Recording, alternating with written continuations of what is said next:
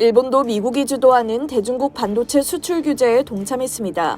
일본은 오는 7월부터 23개 첨단 반도체 핵심 제조 장비에 대한 수출을 통제할 계획인데요.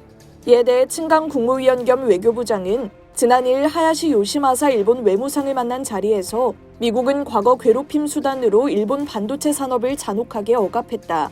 지금은 미국과 일본이 중국에게 같은 수를 쓰고 있다고 비판했습니다.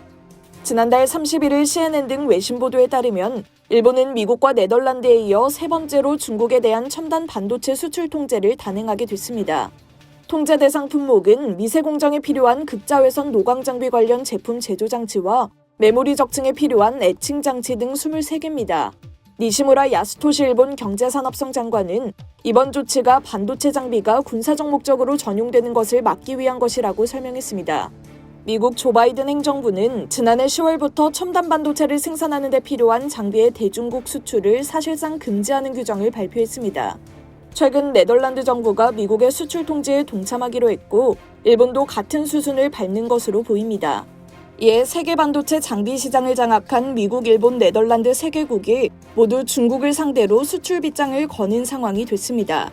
중국에서 생산시설을 운영 중인 삼성전자와 SK하이닉스 등 우리 반도체 기업도 미국 어플라이드 머티어리얼즈, KLA, 램리서치, 일본 도쿄 일렉트론, 네덜란드 ASML 등 세계 5대 장비 회사에서 만드는 장비를 중국 내 반입하려면 각국 정부 허가를 받아야 합니다. 중국도 반격에 나섰는데요. 중국 당국은 미국의 대표적 메모리 반도체 업체 마이크론 테크놀로지에 대해 보안 조사를 실시하는 방법으로 미국에 반격을 가했다고 블룸버그 통신이 이를 보도했습니다. 중국은 미국 최대의 메모리 칩 제조업체인 마이크론의 수입품에 대한 사이버 보안 검토를 시작하면서 미중 반도체 전쟁에서 새로운 전선을 열었다고 블룸버그는 전했습니다. 중국 정부는 전일 성명을 내고 정보 인프라 공급망의 무결성을 보장하고 네트워크 보안 위험을 방지하며 국가 안보를 유지하기 위해 검토를 수행하고 있다며 마이크론에 대한 조사를 시작했음을 시인했습니다. 아이다호주 보이시에 본사를 둔 마이크론은 성명을 통해 중국 사이버관리국과 소통하고 있으며 조사에 최대한 협력하고 있다고 밝혔습니다.